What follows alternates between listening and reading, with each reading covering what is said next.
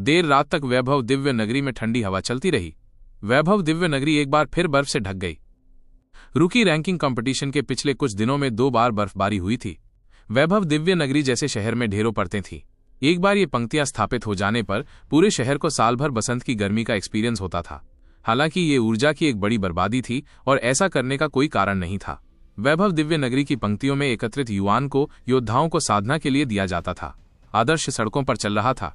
हर बार जब वो बर्फ पर पैर रखता तो जमी हुई बर्फ कांप उठती और चटकने जैसी आवाज आती। सड़क के दोनों ओर अपरिष्कृत वातावरण वाले मकानों की कतारें थीं। आदर्श दिन भर हुई लड़ाइयों को याद करता रहा। इसमें कोई डाउट नहीं कि विशांत और निनाद दोनों में असाधारण क्षमताएं थीं।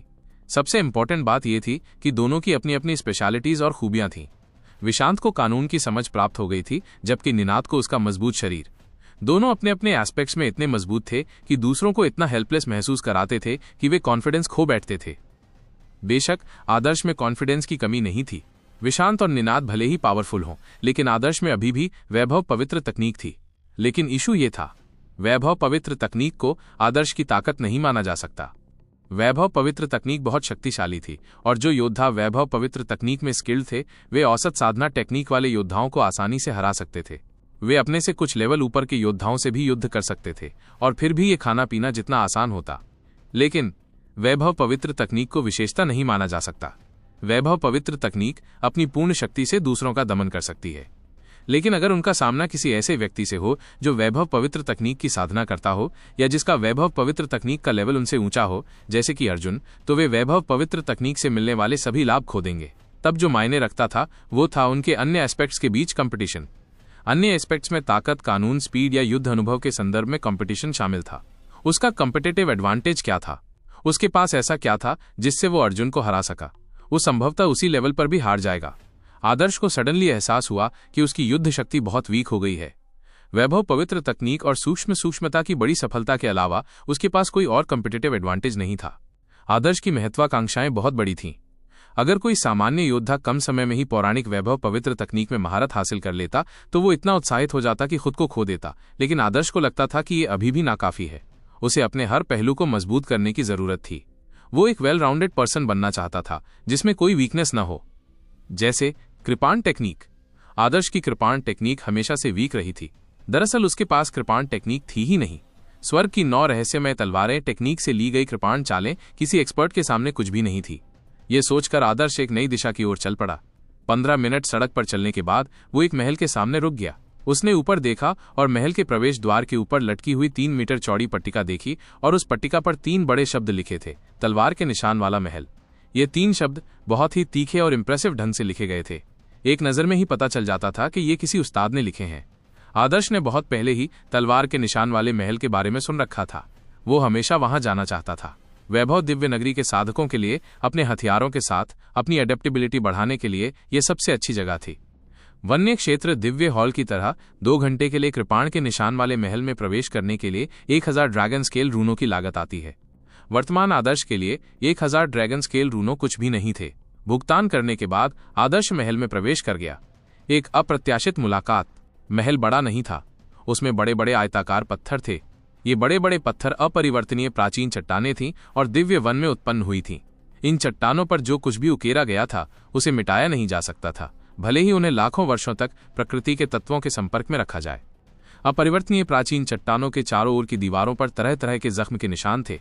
ये निशान वैभव दिव्य साम्राज्य के ऋषियों द्वारा छोड़े गए थे। तलवारों के निशान, कृपाण के निशान, पंजों के निशान और यहाँ तक कि मुट्ठियों के निशान भी थे। हथियार चाहे जो भी हो, तलवार के निशान वाले महल में आपको उसके निशान मिल सकते थे। हमलावरों के हमले के निशान इन निशानों में पीछे छूट जाते थे। इन कंसेप्ट्स में अंतर्दृष्टि प्राप्त करने के लिए एक व्यक्ति तलवार के निशान वाले महल में आया। जैसे ही आदर्श को कुछ समझ आने लगी, उसने अपनी आंख के कोने से किसी को देखा। वो एक दुबला पतला छोटा बूढ़ा आदमी था। उसके बाल और दाढ़ी बिखरे हुए थे, लेकिन उसकी सबसे खास बात उसकी भौहों के बीच जड़ा हुआ रक्तलाल रत्न था। वो हॉल में जलते हुए अखंड लैंपों के नीचे चमक रहा था। बूढ़े आदमी ने एक बड़ा सा स्लेटी रंग का चोगा पहना हुआ था। वो आराम से एक आराम कुर्सी पर लेटा हुआ था और उसकी आंखें आधी झुकी हुई थी, मानो आराम की वजह से उसे नींद आने वाली हो। उसके बगल वाली मेज पर क्रिस्टल जैसे अंगूरों से भरी एक प्लेट रखी थी। छोटा बूढ़ा आदमी कभी कभी आलस से एक अंगूर उठाकर मुंह में डाल लेता। ऐसा लग रहा था जैसे उसे बहुत मजा आ रहा हो। वरिष्ठ, आप भी यहाँ हैं? आदर्श हैरान रह गया। उसने इस बूढ़े को पहले भी देखा था। बूढ़े की भौहों के बीच में लाल रंग का रत्न आदर्श पर गहरी छाप छोड़ गया था।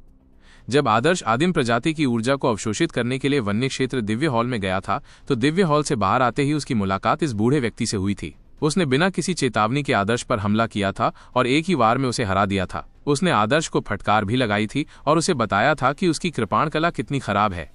उस समय इस छोटे से बूढ़े आदमी ने आदर्श को तलवार के निशान वाले महल जाने की सलाह दी थी और जब आदर्श सचमुच यहां आया तो उसे उम्मीद नहीं थी कि वो उससे टकरा जाएगा। बूढ़े ने आंखें खोली और आदर्श की तरफ देखा। वो हंसा और बोला, बेटे आखिरकार तुमने मेरे घर के बारे में सोचा। वरिष्ठ को मेरा सम्मान। आदर्श ने हाथ जोड़कर प्रणाम किया। मैं यहां ऋषि कृपाण के निशानों से अंतर्दृष्टि प्राप्त करने आया हूं। तलवार के निशान? बूढ़े ने एक और अंगूर तोड़ा और मुंह में डाल लिया।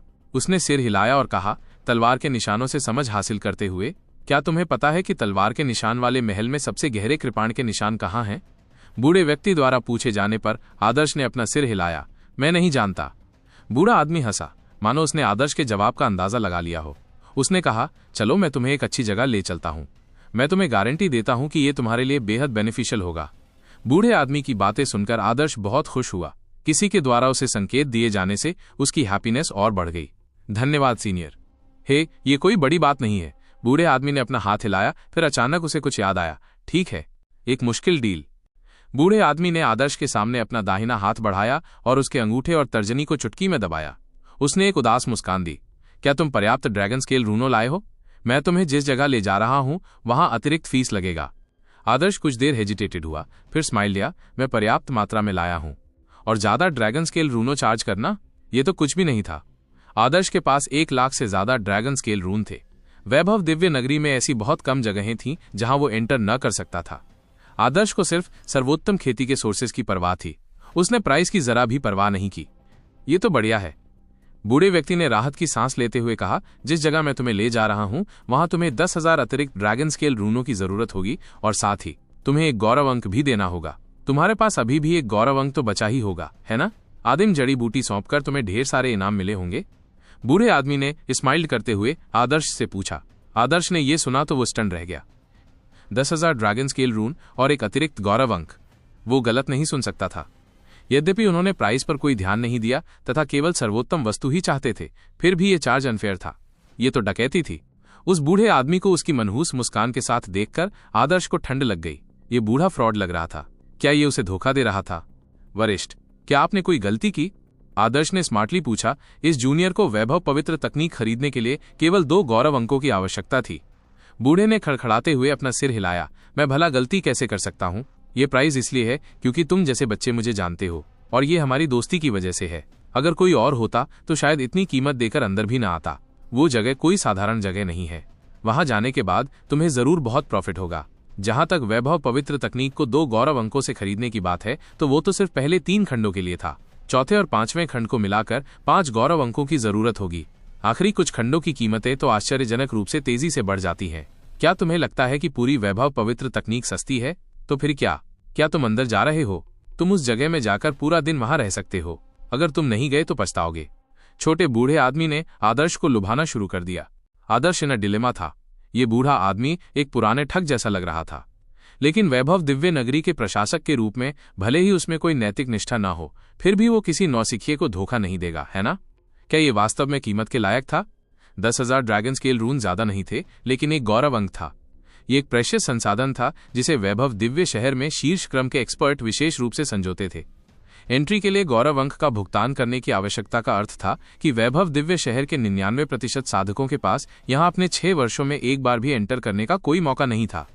यहां तक कि जिन साधकों ने गौरव अंक अर्जित किया है वे भी एंट्री पाने के लिए गौरव अंक को छोड़ने को तैयार नहीं होंगे। आदर्श के पास केवल 3 गौरव अंक बचे थे। जड़ी बूटी चुनने का रिकॉर्ड तोड़ने के बाद उसे 2 गौरव अंक मिले और 1 गौरव अंक मूल जड़ी बूटी से बचा। इस ट्रेनिंग ग्राउंड में एक दिन के लिए भी आना काफी लंबा समय माना जाता है। जहां तक रूकी रैंकिंग कंपटीशन की बात है तो अभी भी 7 जोड़ दिन बाकी हैं।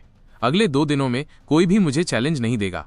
अगर मैं ये मैच नहीं देखूंगा तो मुझे ज्यादा कुछ नहीं छूटेगा। आदर्श का मन टेम्प्टेड हो गया। वो सचमुच ऐसी जगह देखना चाहता था। भले ही वो कुछ भी समझ न पाया हो, लेकिन ऐसा नहीं था कि वो इस गौरव अंक को खोने का रिस्क नहीं उठा सकता था। तो आदर्श ने सिर हिलाते हुए कहा, वरिष्ठ कृपया आगे बढ़े। हे तेज और डिसाइसिव। बूढ़े आदमी ने आदर्श के कंधों पर थपथपाते हुए और अंगूठा दिखाते हुए हंसा। युवक, तुम वाकई प्रॉमिसिंग हो। बूढ़े आदमी को पैसों में डूबा हुआ देखकर आदर्श का डाउट और गहरा हो गया। क्या बूढ़े आदमी को इस रहस्यमय ट्रेनिंग ग्राउंड के प्रचार से कोई हिस्सा मिलता था?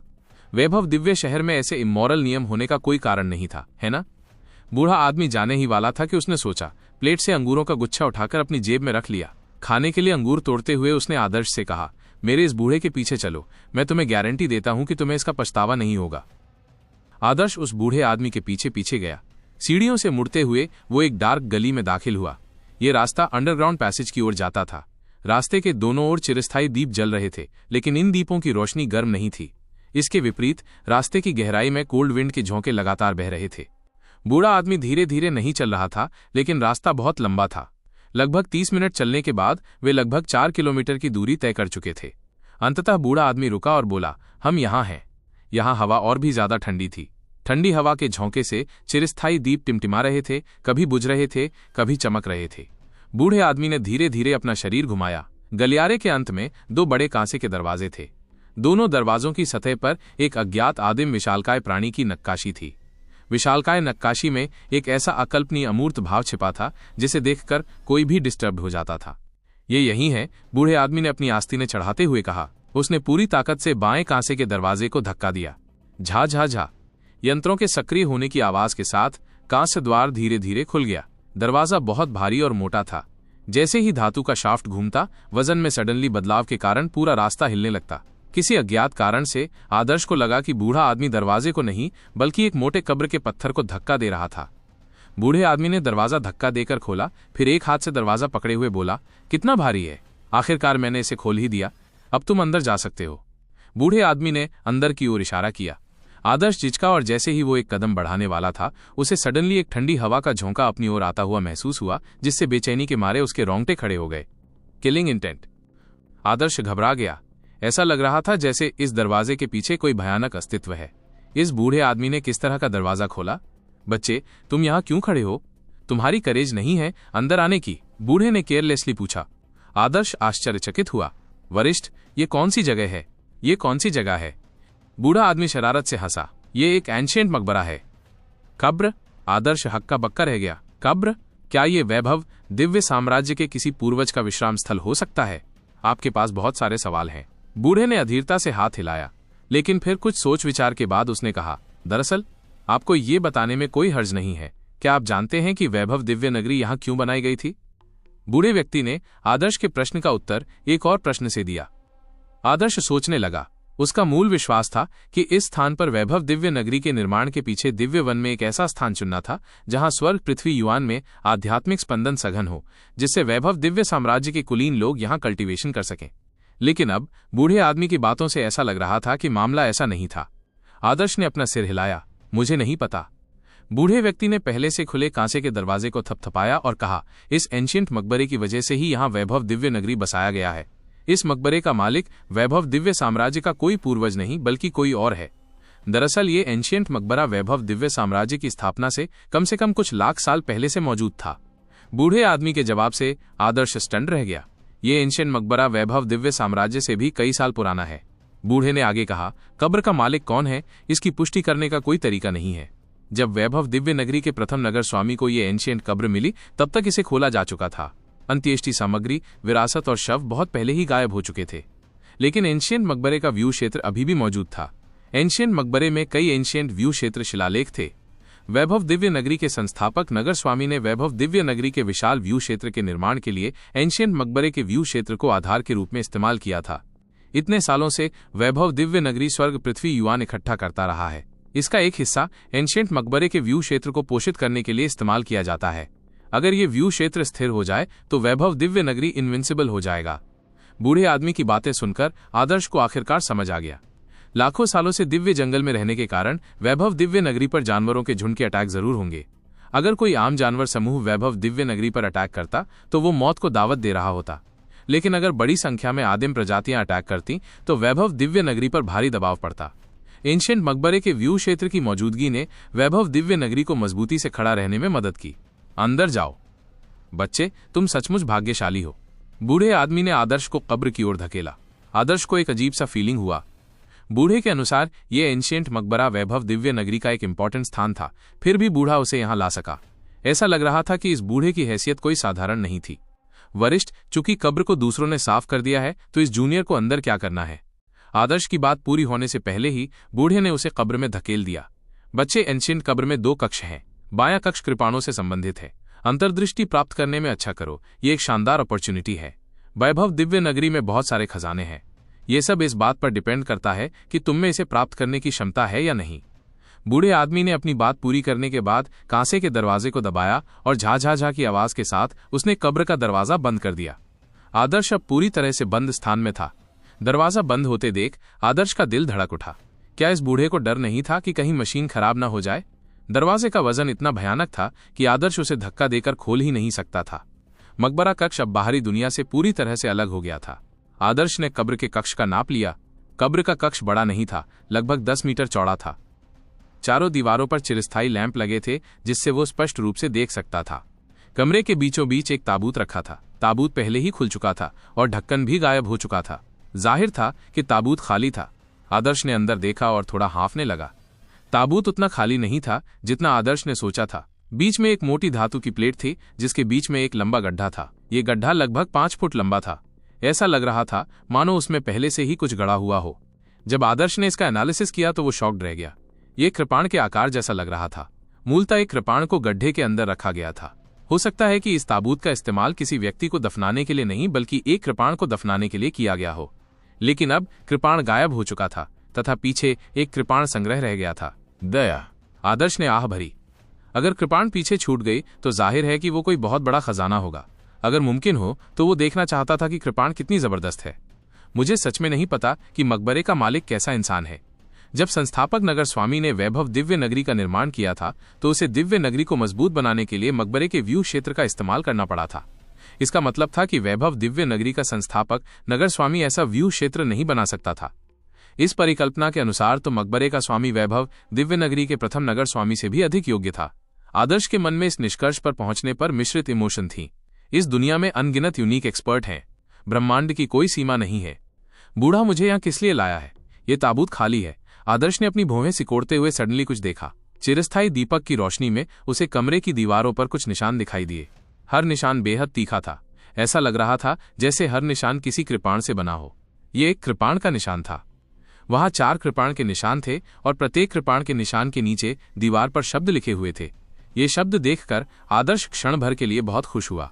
क्या ये किसी यूनिक कृपाण टेक्निक का मंत्र सूत्र हो सकता है? आदर्श ये देखने के लिए दौड़ा कि दीवार पर और कुछ है भी या नहीं, लेकिन खोजने के बाद उसे थोड़ी निराशा हुई। वहां मंत्र सूत्र लिखने के लिए पर्याप्त शब्द नहीं थे। एक नजर में पहले कृपाण के निशान के नीचे लिखे शब्द बोले, सत्य की तलवार अदम्य इच्छा शक्ति के साथ आगे बढ़ते हुए। दूसरे कृपाण के निशान के नीचे लिखे शब्द थे, शस्त्रों में सम्राट, सर्वोच्च शासन करने वाला। तीसरे कृपाण के निशान के नीचे लिखे शब्द थे, स्वर्ग की आभा का पुत्र अपने मूल में हत्या कर रहा है। और चौथे कृपाण के निशान के नीचे लिखे शब्द थे, एक इनविंसिबल मन के साथ अन्य सभी पहलुओं में अजय। चारों वाक्य छोटे थे लेकिन हर वाक्य में एक अवर्णनीय गुण था। उन्हें पढ़कर आदर्श का खून दौड़ गया। कृपाण सत्य। आदर्श को 1000 सेना वाली कृपाण बहुत पहले ही मिल गई थी। वो हमेशा से इस कृपाण का इस्तेमाल करता रहा था, लेकिन वो इसे सिर्फ एक उपयोगी हथियार के तौर पर इस्तेमाल करता था। उसने कभी सोचा भी नहीं था कि कृपाण का इस्तेमाल किस तरह होता है। 1000 सेना का कृपाण असल में तलवार जैसा दिखता था। इसकी धार लंबी और लगभग सीधी थी, लेकिन इसमें तलवार से एक एसेंशियल अंतर था। तलवार फुर्तीली, सुंदर और परिवर्तनशील थी। मोहिनी की तलवारबाजी फुर्ती और शान की ओर झुकी हुई थी। जब वो अपनी तलवार से वार करती थी तो ऐसा लगता था जैसे कोई परी पैदा हो गई हो। विशांत की बात करें तो वो तलवार की चालों में अप्रत्याशितता की ओर झुकी हुई थी। उसकी तलवार पानी की तरह मुलायम थी और उसकी तलवारबाजी अनप्रेडिक्टेबल थी। हालांकि कृपाण अलग था। चपलता और परिवर्तनशीलता कृपाण के गुण नहीं थे। कृपाण का तरीका यह था कि वो अपनी तीक्ष्णता के साथ आकाश के नीचे पूर्ण अधिकार रखता था। कृपाण सभी शस्त्रों में सम्राट था। कृपाण के एक वार से दुनिया भर में सर्वोच्च राज उसका कोई अंत नजर नहीं आता था। कृपाण का मूल उद्देश्य हत्या करना था, सबको मारते हुए भी हत्या करने में निर्णायक होना। इस प्रकार के रुख से व्यक्ति का मन इनविंसिबल हो जाता है, जिससे वो पूरे वर्ल्ड में यूनिक हो जाता है। आदर्श दीवार के सामने पालथी मारकर बैठ गया जिस पर 4 वाक्य लिखे थे। उसने अनुमान लगाया कि बूढ़ा आदमी उसे शब्दों की 4 पंक्तियों को देखने के लिए यहां लाया होगा। ये प्राचीन मकबरा पहले से ही खाली था। पहले यहाँ युद्ध की तलवारें, खजाने और विरासतें दफन थीं, लेकिन अब वे सब गायब हो चुकी थीं और बस मकबरे के मालिक के शब्द ही बचे थे। ये शब्द ऐसे अथक प्रभुत्व से भरे थे कि देखकर वंडर हुआ। ओह, ये शब्द! आदर्श ने कुछ देर तक उन 4 पंक्तियों को घूरा तो उसे एहसास हुआ कि उनमें एक प्रोफाउंड अवधारणा छिपी है। हर शब्द, हर वार ब्रिलियंट था, मानो दीवार से टूटकर निकली कोई तलवार की धार, मानो ये शब्द तलवारबाजी की कला का प्रदर्शन हो। ये पता चलने पर आदर्श ने अपनी स्पिरिट को एकाग्र करना शुरू कर दिया और बिना पलक झपकाए चारों पंक्तियों को घूरने लगा। हर शब्द की अवधारणा डिफरेंट थी, लेकिन जब उन्हें एक साथ जोड़ा गया तो एक कोहेसिव और नेचुरल फीलिंग हुई। मैं समझ गया। आदर्श की आंखें चमक उठी। जिस व्यक्ति ने ये शब्द लिखे हैं उसने उन सत्यों पर अपनी गहरी अंतर्दृष्टि का प्रदर्शन किया है जो उसने अपने पूरे जीवन में अर्जित किए हैं। ये शब्द शायद कृपाण टेक्निक का कोई फॉर्मूला ना हो, ये तो उससे भी बेहतर है। इन शब्दों में एक अवधारणा छिपी थी, लेकिन आदर्श उसे समझ नहीं पाया। वो उसे केवल मोटे तौर पर महसूस कर सका और उसे समझने की कोशिश कर सका, लेकिन इन शिलालेखों को छोड़ने वाले व्यक्ति की तुलना में वो वीक था। हालांकि आदर्श में असाधारण बोधगम्यता थी, फिर भी वो नॉलेज प्राप्त करने में असमर्थ था। ये बहुत डीप है। आदर्श ने अपनी भौहें सिकोड़ी। ये 4 रेखाएं कृपाण टेक्निक के 4 सेट्स जैसी थीं। हर कृपाण टेक्निक की अपनी अपनी सत्यताएं थीं। आदर्श की वर्तमान सिचुएशन में ये उम्मीद करना कि वो सब कुछ समझ सकता है बस एक विश थी। वास्तव में जिस बूढ़े व्यक्ति ने आदर्श को यहाँ लाया था उसने आदर्श से बहुत अधिक अंतर्दृष्टि प्राप्त करने की उम्मीद नहीं की थी। लेकिन अगर आदर्श को ट्रुथ के बारे में थोड़ी सी भी जानकारी मिल जाए तो ये उसके लिए बेहद फायदेमंद होगा। मार्शल आर्ट्स का रास्ता बहुत लंबा था। यह ट्रुथ ही मार्ग के नियम थे। अगर शुरुआत में ही कोई लंबे रास्ते पर सीधे आदिम स्रोत की ओर इशारा कर सके तो भले ही उस रास्ते पर चलना मुश्किलों से भरा हो, जब तक कोई उसे सहन कर सके और पूरी तरह समझ सके वो आसमान छू सकता है और महान उपलब्धियां हासिल कर सकता है। बेशक जिनके पास कोई टैलेंट नहीं है वे इस कठिन रास्ते पर चलने का साहस नहीं करेंगे। ये मार्ग कठिनाइयों से भरा था और इसमें उपलब्धियां और सफलताएं देर से मिलती थीं। एक समय ऐसा आता था जब व्यक्ति उम्र के साथ वीक हो जाता था और अपनी क्षमता खो देता था। मानव प्रभुत्व की प्राप्ति से पहले ही वृद्धावस्था में उसकी डेथ हो सकती थी। फिर युद्ध कला की साधना करने का क्या अर्थ था? लगता है इस बूढ़े आदमी का मुझ पर बहुत आदर है, आदर्श ने मन ही मन बुदबुदाया। उस प्राचीन मकबरे में एक दिन रुकने के लिए एक गौरव अंक की कीमत चुकानी पड़ती थी। किसी व्यक्ति को कोई अंतर्दृष्टि प्राप्त न हो यह संभव था, इसलिए एक साधारण व्यक्ति ऐसा रिस्क नहीं उठाएगा। ये सबसे अधिक संभावना थी कि नए लोगों के प्रत्येक बैच में केवल अर्जुन और ज्वाला जैसे लोगों को ही कब्र में प्रवेश करने का अवसर मिलेगा। मुझे नहीं लगता कि मैं अकेला व्यक्ति हूं जिसने इस प्राचीन मकबरे में एंटर किया है। मुझे वंडर है कि अर्जुन जैसे लोगों ने क्या सीखा होगा। आदर्श को यकीन नहीं हुआ कि उस बूढ़े ने एक नज़र में ही तय कर लिया था कि वो भविष्य का ऋषि है। ज्यादा संभावना यही थी कि उसने प्राचीन मकबरे में उन लोगों को चुना था जो उत्कृष्ट थे और उनकी परीक्षा लेना चाहते थे। जो लोग कुछ भी सीख सकते थे वे पीछे रह सकते थे। जो लोग कुछ भी नहीं सीख सके उनके पास हार मानने के अलावा कोई ऑप्शन नहीं था। इस विचार को मन में रखते हुए आदर्श को सडनली एक विचार आया। उसने अपनी आध्यात्मिक ऊर्जा को स्वर्ग की आंख और बैंगनी क्रिस्टल के साथ जोड़ा और फिर उसने अपनी एनर्जी विजन खोल दी। अब तक आदर्श की एनर्जी विजन लगभग परफेक्ट हो चुकी थी। दुनिया की हर चीज ऊर्जा से बनी है, इसलिए उसकी दृष्टि में सभी सतही दिखावे नजरअंदाज हो गए थे और केवल अल्टीमेट सोर्स ही शेष रह गया था। जब आदर्श ने शब्दों को देखने के लिए अपनी एनर्जी विजन का उपयोग किया तो आदर्श स्टैंड रह गया। ओह, ये तो! आदर्श की सांसें रुक गईं। आमतौर पर जब कोई पत्थर पर शब्द उकेरता है तो शब्द ही होते हैं। पत्थर पर निशान बनाने में कोई खास बात नहीं होती, लेकिन ये 4 रेखाएं बिल्कुल डिफरेंट थीं। उसकी एनर्जी विजन में ये शब्द अब स्थिर शब्द नहीं थे बल्कि बहती हुई ऊर्जा की ज्योतियां थीं। ये सुनकर आदर्श हैरान रह गया। इस ग्रेट व्यक्ति ने अपने पीछे ऐसे शब्द छोड़े थे जिनमें नियम समाहित थे, फिर भी लाखों सालों बाद भी उनकी ऊर्जा नष्ट नहीं हुई थी। आदर्श को एहसास हुआ कि ये ऊर्जा आदिम प्रजातियों या जड़ी बूटियों की ऊर्जा से पूरी तरह डिफरेंट थी। वो बैंगनी क्रिस्टल के साथ आदिम प्रजातियों और जड़ी बूटियों से ऊर्जा को कंट्रोल कर सकता था और वो अपने लेवल को बढ़ाने के लिए उन्हें अवशोषित कर सकता था। लेकिन इन 4 रेखाओं के भीतर की ऊर्जा एक इंडिपेंडेंट सिस्टम प्रतीत होती थी। इन शब्दों में जो ऊर्जा थी वो प्रबल नहीं थी, परंतु वो आदिम सी प्रतीत होती थी। आदिम ऊर्जा। आदर्श को लगा कि पिछले 2 घंटों की छोटी सी अवधि में उसे बहुत सी चीजों का सामना करना पड़ा है। ऐसा लग रहा था जैसे उसके सामने सडनली एक रहस्यमयी दरवाजा खुल गया हो और वो तरह तरह के आदिम सत्यों की लहरें भेज रहा हो। हर सत्य बेहद रहस्यमय था और सीधे आदिम स्रोत से आ रहा था। अनफॉर्चुनेटली की बात थी कि वो अपने करंट लेवल पर इन सच्चाइयों को पूरी तरह समझ नहीं पाया। आदर्श को लगा कि उसे अभी बहुत कुछ सीखना है, लेकिन वो इन सबसे चकित था। धीरे चलो, मेरे आगे का रास्ता अभी लंबा है, कोई जल्दी नहीं है। इस विचार के साथ उसने अपना मन पीसफुल किया। जो भी मिल सका वो ले लिया। उसे उस लंबी यात्रा पर कहीं तो चलना ही था। इस प्रकार आदर्श ने अपनी एनर्जी विजन को बनाए रखना शुरू कर दिया और वो 4 पंक्तियों में कृपाण सत्य पर विचार करने लगा। नंगी आंखों से देखने पर ये शब्द स्टैटिक लग रहे थे। हालांकि ये दीवार से कूदने का इल्यूजन पैदा कर रहे थे, फिर भी ये एक भ्रम ही था। लेकिन एनर्जी विजन में ये पूरी तरह से डिफरेंट था। सारे शब्द गतिशील थे। जैसे उन्होंने अपने भीतर आदिम ऊर्जा को संगठित कर लिया था, वे धीरे धीरे फ्लोइंग हो रहे थे। उस उज्ज्वल ऊर्जा प्रकाश में एक अवर्णनीय दर्शन छिपा था, मानो प्रत्येक प्रवाह में एक मूलभूत नियम समाहित था। आदर्श जल्द ही इस दृश्य में इमर्ज्ड हो गया। वो एक ऐसी समाधि में चला गया कि दिन का समय ही भूल गया। आधी रात से लेकर भोर तक, दोपहर तक। अगले दिन की नौसिखिया रैंकिंग कंपटीशन शुरू हो चुकी थी और आदर्श एब्सेंट था। ओह, आदर्श नहीं आया। आदर्श अब एक मेजर पर्सन बन चुका था। वो जहां भी जाता लोगों की नजरों में आ जाता। एक इंपॉर्टेंट साधक होने के नाते एरिना में उसका एक स्पेशल स्थान था। इसलिए कई लोगों ने देखा कि आदर्श नौसिखिया रैंकिंग कंपटीशन में एब्सेंट था। आज विशांत और निनाद दोनों अपनी अपनी लड़ाइयां लड़ेंगे।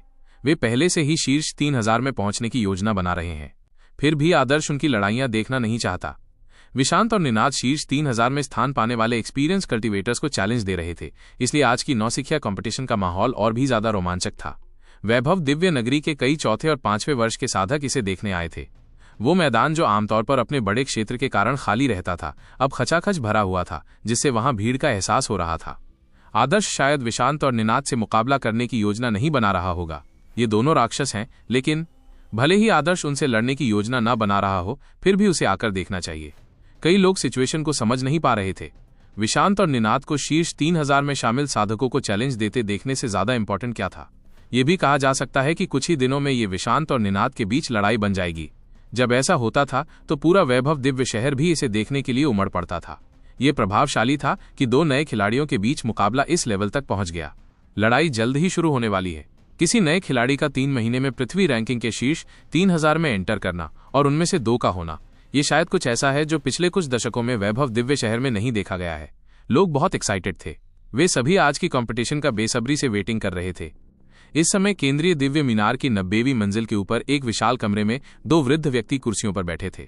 वे एक डिस्क व्यू को देख रहे थे जो एरिना में हो रहे युद्धों को दर्शा रहा था।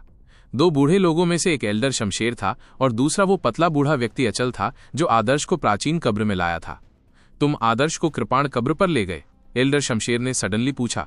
बूढ़े व्यक्ति ने सिर हिलाया और कहा, हाँ, मुझे ये बच्चा थोड़ा इंटरेस्टिंग लगता है। हो सकता है उसे कुछ जानकारी मिल जाए। हो सकता है, एल्डर शमशेर ने अपनी भूमि सिकोड़ ली। सिर्फ हो सकता है शब्द की वजह से तुम उसे वहां ले गए? एल्डर शमशेर स्पष्ट रूप से बूढ़े व्यक्ति के कार्यों से नाखुश थे। तो क्या हुआ? प्राचीन मकबरा भले ही वर्जित हो, लेकिन कुछ प्रिविलेज तो हैं जिनकी वजह से वहां जाना संभव है। इसके अलावा अगर बच्चे को कोई जानकारी न भी मिले तो भी उसे कुछ नहीं खोना है। कुछ खोने को नहीं? एल्डर शमशेर ने बेबसी से सिर हिलाया। अचल, तुम हमेशा अपनी मर्जी से काम लेते हो और उस पर ज्यादा सोचते नहीं। ऐसा नहीं है कि तुम्हें पता नहीं कि कृपाण मकबरे में अंकित आदिम सत्य समझने में बहुत मुश्किल है। एक बार समझ में आ जाए तो ये एक बड़ी उपलब्धि होगी, लेकिन अगर कोई अंतर्दृष्टि प्राप्त नहीं कर सकता तो ये समय की बर्बादी होगी। कृपाण सत्य का मार्ग बहुत गहरा है। ये किसी के भीतर आसानी से जुनून पैदा कर सकता है। मुझे डर है कि ये बच्चा बहुत जिद्दी हो सकता है। असफल होने के बाद भी उसे समझ नहीं आता कि कब रुकना है। ऐसे में वो अपना समय और ऊर्जा बर्बाद कर रहा होगा। युवा प्रतिभाओं के लिए समय बहुत कीमती था। जहां तक इन प्रतिभाओं का सवाल है, वे ज्यादातर घमंडी और दृढ़ निश्चयी थे। ये आमतौर पर एक अच्छी बात थी, लेकिन कई बार ये बुरी बात भी हो सकती थी। एक दृढ़ निश्चयी युवा प्रतिभाशाली व्यक्ति आदिम स्रोत की सच्चाई से मंत्रमुग्ध हो सकता है। यदि कोई उसे रोकता भी तो वो हमेशा उन शब्दों के बारे में सोचता रहता, मानो उस पर कोई भूत सवार हो। उस समय कोई उसे रोक नहीं सकता था, लेकिन उसे रोकना भी सही नहीं होता। किसी व्यक्ति की अपनी समझ के आधार पर अगर वो कुछ भी समझ नहीं पाता तो ये कीमती समय की बर्बादी होगी। वैभव दिव्य नगरी में ऐसे कई मामले सामने आए। कुछ प्रतिभाशाली लोगों ने तो अपनी पूरी जिंदगी इसे समझने की कोशिश में लगा दी, लेकिन अंततः उन्हें इस बात का दुख और भी ज्यादा होता गया। आखिरकार उनकी जिंदगी बर्बाद हो गई। इसलिए वैभव दिव्य नगरी ने प्राचीन मकबरे को बहुत गंभीरता से लिया। इसे आसानी से नहीं खोला जा सकता था ताकि कोई गलती से अंदर न जा सके। लेकिन ये अचल तो बेकाबू था। जो भी उसे दिलचस्प लगता वो उसे प्राचीन कब्र पर ले जाता। वो उन्हें नुकसान पहुंचा रहा था। बूढ़े सन की वैभव दिव्य नगरी में तरह तरह के प्रतिभाशाली लोग ट्रेनिंग के लिए आते हैं। मरना तो आम बात है, फिर भी तुम हमेशा इतने सावधान रहते हो। तुम एक सच्चे एक्सपर्ट जैसे ऋषि का पालन पोषण कैसे करोगे? तुम्हें मेरे कामों पर आपत्ति हो सकती है, लेकिन कुछ साल पहले ही मैं उस छोटे बदमाश विराट को वहां लाया था और उसने कुछ हासिल किया था। विराट एक तलवारबाज थे। वैभव दिव्य प्राचीन मकबरे के 2 कक्षों में से बायां कक्ष कृपाण सत्य का कक्ष था, जबकि दायां कक्ष तलवार सत्य का कक्ष था। बेशक विराट तलवार सत्य वाले कक्ष में गए। ये रहस्य ही था कि दोनों सदनों में ये शब्द किसने छोड़े। एल्डर शमशेर ने अपना सिर हिलाया। विराट एक एक्सेप्शन थे। वे तलवार के लिए ही पैदा हुए थे। वे तलवार के साथ लगभग एकाकार हो गए हैं। विराट अपनी तलवार लगभग छोड़ ही नहीं सकते और वे सिर्फ तलवार ही इस्तेमाल कर सकते हैं। आप हर किसी से उनके जैसा होने की उम्मीद नहीं कर सकते। जहां तक आदर्श की बात है तो हो सकता है कि उन्हें कृपाण इस्तेमाल करने की जरूरत ही न पड़े। अगले कुछ दिनों तक नौसिखिया रैंकिंग कंपटीशन जारी रही। ये नौसिखिया रैंकिंग कंपटीशन वैभव दिव्य नगरी के पिछले 20 सालों के इतिहास में सबसे शानदार थी। ये कहा जा सकता है कि ये एक्सपर्ट से भरी हुई थी। निनाद और विशांत रैंकिंग मैचों के दूसरे दिन शीर्ष 3000 में पहुंच गए। ये वाकई प्राउड करने लायक नतीजा था। इसके अलावा एक ऑर्डिनरी बैकग्राउंड से आने वाले व्यक्ति अपूर्व ने अपने पहले मैच में सडनली सभी को आश्चर्यचकित करके अटेंशन हासिल करने में कामयाबी हासिल की, जिसके परिणाम स्वरूप वो शीर्ष 4500 में एंटर कर गए। यद्यपि ये निनाद और विशांत के परिणाम से भी बदतर था, फिर भी ये एक ऐसा परिणाम था जिसने कई नए खिलाड़ियों को धूल चटा दी। इस नई रैंकिंग के कारण अपूर्व को नए खिलाड़ियों में तीसरा स्थान मिला। जहां तक आदर्श का प्रश्न है, जो अपूर्व से अधिक प्रसिद्ध था, वो आज तक प्रकट नहीं हुआ था। नौसिखिया रैंकिंग कंपटीशन 10 दिनों तक चली। पहले 4 दिन नए खिलाड़ियों को एक दूसरे को चैलेंज देने के लिए थे। ये ज्यादातर औसत नए खिलाड़ियों के लिए था जो एक दूसरे के बीच अपनी रैंकिंग तय कर सके, खासतौर पर 10,000 से ऊपर की रैंकिंग वाले खिलाड़ियों के लिए।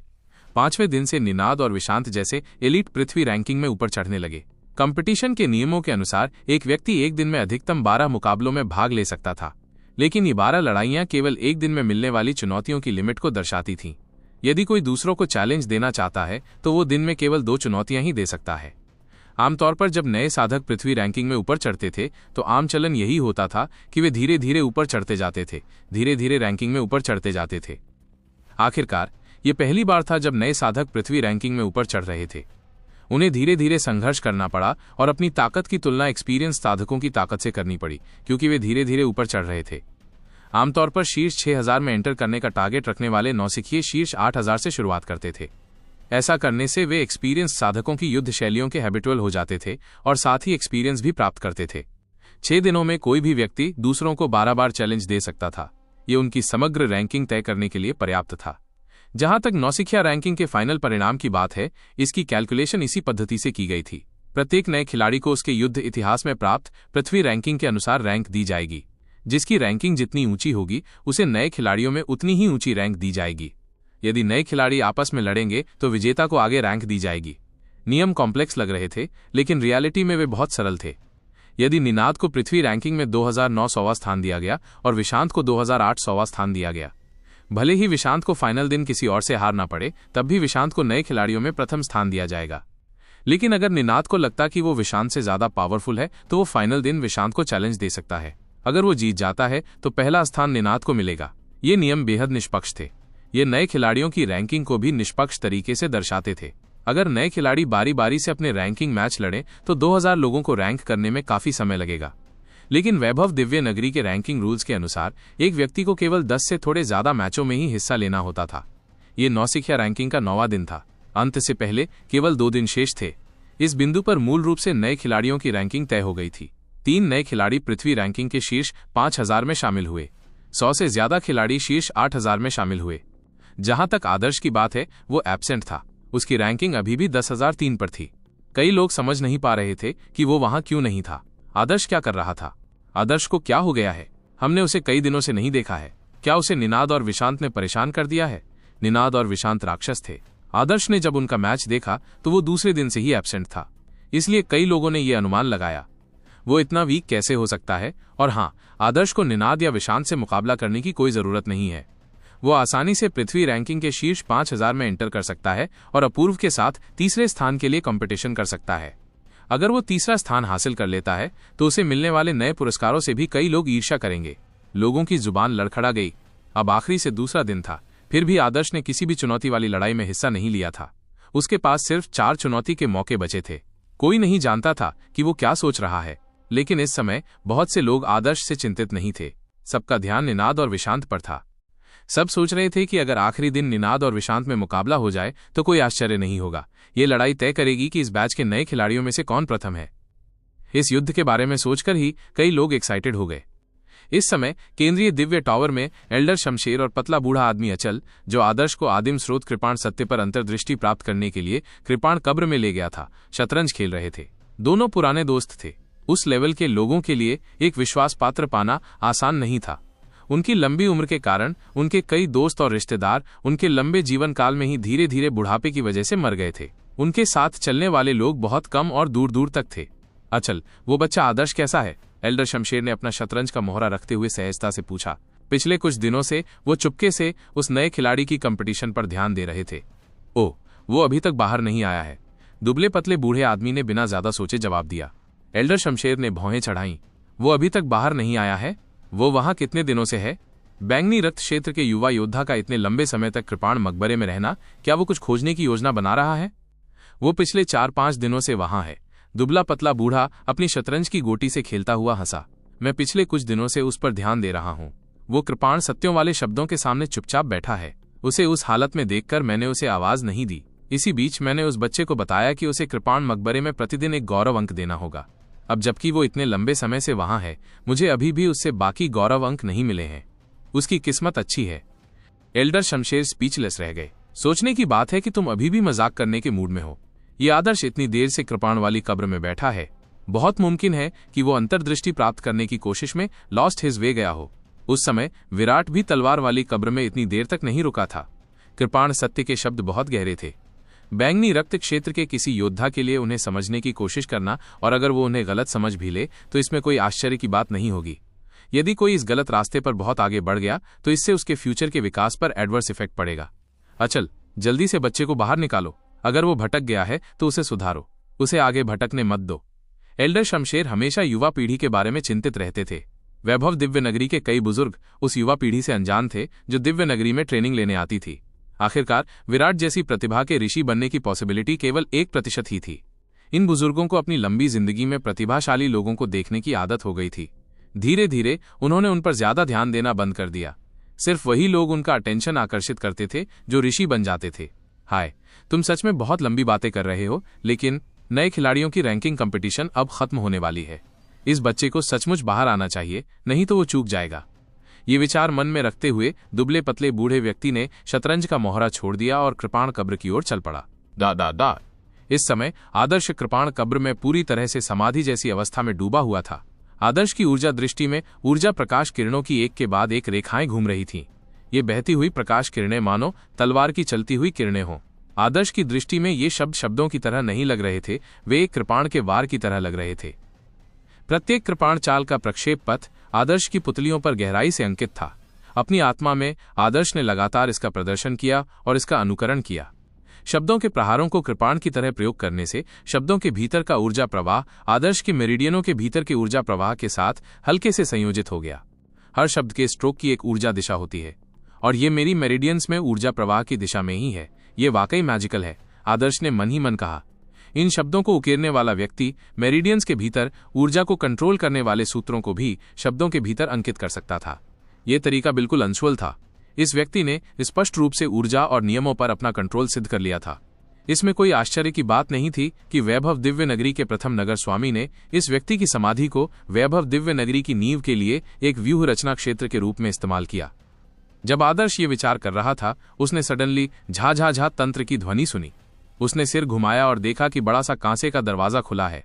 अचल दरवाजे के पास खड़ा था। बूढ़े ने अपनी ठुड्डी सहलाई। वो आदर्श को ऐसे देख रहा था मानो आदर्श पिंजरे में बंद कोई जानवर हो। बच्चे, क्या तुम्हें पता है कि तुम यहाँ कितने दिनों से हो? अचल ने पूछा। आदर्श ने अपना सिर हिलाया। ये इतना छोटा नहीं हो सकता। पिछले कुछ दिनों से आदर्श कल्टीवेशन में लगा हुआ था। जब भी उसे भूख लगती, वो अपने पास मौजूद एक अस्थि अवशेष खा लेता था। इस प्राचीन मकबरे में दिन का समय बताने का कोई तरीका नहीं था, इसलिए आदर्श को पता ही नहीं चला कि कितना समय बीत गया। ओह, लगभग 4 दिन हो गए हैं, 5 से ज्यादा नहीं। तो तुम पर मेरे 3 गौरव अंक बकाया हैं। जब समय आएगा तो तुम्हें मुझे पैसे वापस करने होंगे। अचल हंसा। आदर्श हैरान था क्योंकि बहुत समय हो गया था। उसने सचमुच नहीं सोचा था कि वो इतने लंबे समय से यहाँ है।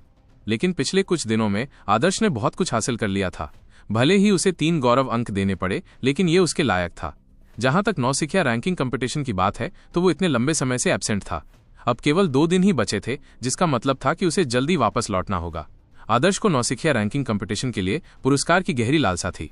वरिष्ठ महोदय की याद दिलाने के लिए शुक्रिया। आदर्श ने अपने हाथ जोड़े। बूढ़ा आदमी स्टन रह गया। इस बच्चे ने सचमुच उसे धन्यवाद दिया था।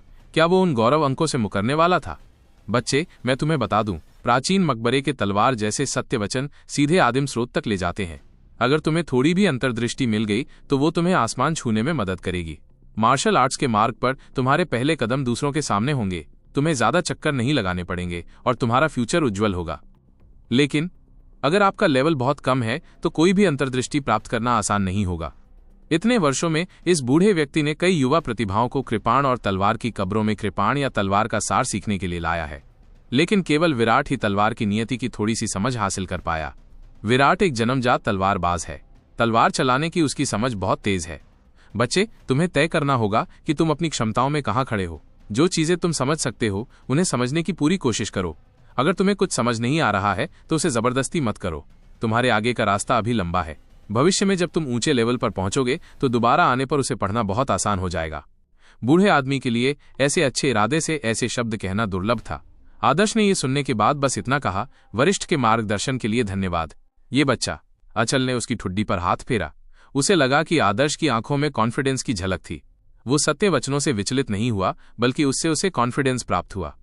निम्न लेवल के व्यक्ति के लिए उच्च लेवल के कानून को समझना और यहां तक कि उससे कॉन्फिडेंस प्राप्त करना भी अच्छा संकेत नहीं था, क्योंकि अधिकांश समय उन्हें इसे समझना बहुत कठिन लगता है। तो फिर उनमें कॉन्फिडेंस कैसे आ सकता है? जिन लोगों को कॉन्फिडेंस था वे संभवतः भटक गए थे, इसलिए उन्होंने सोचा कि यह आसान है। क्या ये बच्चा गलत रास्ते पर जा चुका है? अगर उसने सचमुच गलत रास्ता चुना है तो आगे चलकर उसके कॉन्फिडेंस का उल्टा असर होगा। जो चीजें बोधगम्यता पर डिपेंड थी उन्हें केवल समझा जा सकता था, समझाया नहीं जा सकता था। अचल सहायता करने में असमर्थ था। आदर्श को खुद पर ही डिपेंड रहना पड़ा। मैं इस बच्चे को कृपाण कब्र में ले जाकर समस्याएं पैदा नहीं कर सकता, है ना? आदर्श को इतना आत्मविश्वासी देखकर बूढ़ा आदमी सचमुच चिंतित हो गया। ऐसे लोग आमतौर पर अनजाने में ही गलत होते हैं। लेकिन आदर्श पहले ही गुड बाय कह चुका था और कब्र से बाहर चला गया था। वो नौसिखिया रैंकिंग कंपटीशन में शामिल होने के लिए दौड़ रहा था। अब रैंकिंग कंपटीशन के 9वें दिन की दोपहर हो चुकी थी। अगर आदर्श चैलेंज पेश करना चाहता तो उसके पास सिर्फ 4 मौके बचे थे। 4 मौके, बस इतना ही। ये सोचकर आदर्श एरिना की ओर चल पड़ा। सूर्य के आकाश में ऊपर चढ़ने के साथ ही बर्फ से ढके वैभव दिव्य नगरी में अंततः गर्मी का एहसास होने लगा। ये नौसिखिया रैंकिंग कंपटीशन के 9वें दिन की दोपहर थी। कंपटीशन के दौरान दोपहर में एक छोटा सा लंच ब्रेक था, लेकिन ज्यादातर दर्शक मैदान से बाहर नहीं गए। आखिरकार जब तक किसी योद्धा के शरीर में पर्याप्त मात्रा में युआन जमा है वो कुछ दिनों तक बिना खाए पिए भी ठीक रह सकता है। हालांकि अधिकांश दर्शकों के रुकने का सबसे इंपॉर्टेंट रीजन ये था कि दोपहर में 2 इंपॉर्टेंट मैच होने थे। पहला मैच निनाद द्वारा पृथ्वी रैंकिंग में 2800वें स्थान पर रहे एक एक्सपीरियंस्ड साधक को चैलेंज देने का था। अगला मुकाबला और भी हास्यास्पद था। विशांत पृथ्वी रैंकिंग में 2600वें स्थान पर मौजूद किसी व्यक्ति को चैलेंज दे रहा था। दोनों ने ही शीर्ष 3000 में एंटर किया था और इस रैंकिंग के आसपास के कई दिग्गजों ने वैभव दिव्य नगरी में 4 साल का ट्रेनिंग लिया था। ये लोग मूलतः शीर्ष बैंगनी रक्त एक्सपर्ट थे और समान लेवल के अन्य योद्धाओं की तुलना में उत्कृष्ट थे। 3000 के पार जाना आसान नहीं था। उनके सामने कंपटीशन लगातार बढ़ती जा रही थी। बेशक लोग ऐसी लड़ाई देखना चाहते थे। निनाद और विशांत की तुलना में अन्य नए खिलाड़ी केवल अपनी प्रमुखता को दर्शाने के लिए वहां थे। दरअसल पिछले 2 दिनों में ज्यादा नए मुकाबले नहीं हुए। अब अगर कोई शीर्ष 7000 में शामिल किसी को चैलेंज न दे तो उसे मंच पर जाने में शर्मिंदगी महसूस होगी। लोग टॉप 3000 के खिलाफ लड़ रहे थे और आप 10,000 से ऊपर रैंक वाले से लड़ रहे हैं। क्या आप अपना सिर ऊंचा रख पाएंगे? मुझे लगता है कि निनाद 2800 रैंकिंग को चैलेंज देकर अभी भी जीत सकती है। विशांत की बात करें तो वो 2600 रैंकिंग को चैलेंज देने के लिए वाकई बहुत साहसी है। हारने की पॉसिबिलिटी ज्यादा है, किसी ने अपनी राय व्यक्त की। निनाद और विशांत के बीच हुए 2 मैचों के नतीजों पर कई लोग काफी समय से चर्चा कर रहे थे। सबके अपने अपने विचार थे, जिससे एटमॉस्फेयर गर्मा गया। इस समय किसी ने सडनली कहा, ये क्या वो आदर्श नहीं है? सब लोग चौंक गए और आवाज की दिशा में देखने लगे। उन्होंने देखा कि पास ही प्रतिभागियों की बेंचों पर एक युवक लिनेन के कपड़े पहने अपनी सीट की ओर जा रहा है और फिर बैठ गया। ये युवक वास्तव में आदर्श था। ये सचमुच आदर्श है। वो आखिरकार आ ही गया। नौसिखिया रैंकिंग कंपटीशन लगभग खत्म हो चुकी थी। आखिरी से दूसरे दिन का समय हो चुका था। फिर भी आदर्श की रैंकिंग अभी भी 10,003 थी। आदर्श को देखकर लोग स्टन रह गए। उसे कोई जल्दी नहीं थी। वो बेफिक्र होकर अपनी सीट पर बैठा था। यदि उनमें क्षमता नहीं थी तो भी कोई बात नहीं, लेकिन उनके पास शीर्ष 3 में एंटर करने का स्पष्ट मौका था। आदर्श के पास अभी 4 मैच बाकी हैं। ये वास्तव में समय पर हो सकता है। अगर मैं उसकी जगह होता तो मेरा पहला मैच शीर्ष 8000 में से किसी एक के साथ होता। सबसे कम रैंकिंग हासिल करके वो अगली बार शीर्ष 6000 को चैलेंज कर सकता है और जीत सकता है। आखिरी दिन की पहली लड़ाई का इस्तेमाल अपूर्व को सीधे चैलेंज देने के लिए किया जा सकता है। अगर वो जीत जाता है तो सब कुछ तय हो जाएगा, अगर नहीं तो उसके पास अपना चौथा स्थान सिक्योर करने के लिए अभी एक और मैच है, किसी ने कहा। कई लोगों को ये बात उचित लगी। वे सभी वीक लोग थे। अपनी रैंकिंग जानने के लिए उन्हें 10 से ज्यादा मुकाबलों से गुजरना पड़ा। लेकिन आदर्श पावरफुल था, इसलिए वो ज्यादा जिद्दी हो सकता था।